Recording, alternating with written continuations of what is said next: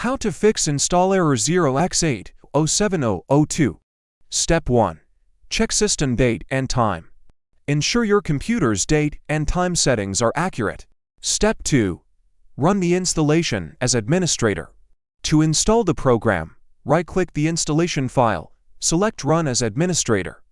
Click Yes if prompted by user account control, and follow the on-screen instructions. Step 3. Verify downloaded installation files. To verify file integrity, check its properties for a valid signature. Step 4. Check and repair system files. To scan and repair corrupted system files, open Command Prompt as an administrator.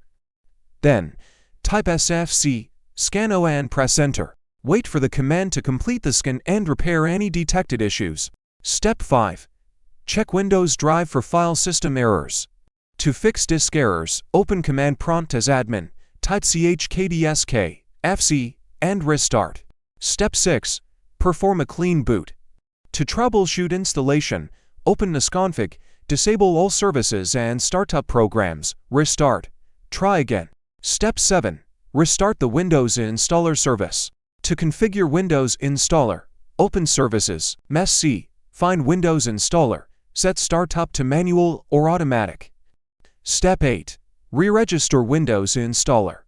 To fix Windows installer, open Command Prompt as admin, type msexec, unregister, press Enter. Then, type msexec, regserver, press Enter.